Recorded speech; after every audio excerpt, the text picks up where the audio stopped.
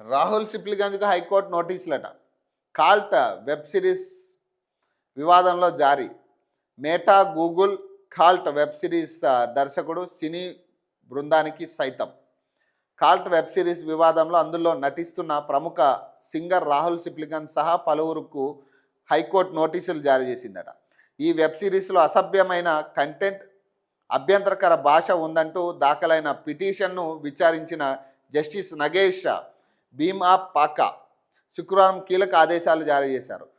Petitioner తరపు advocate Immaneni Ramarao వినిపించిన వాదనలను పరిగణలోకి తీసుకున్న న్యాయస్థానం స్పందించాలని ప్రతివాదులకు ఆదేశించింది.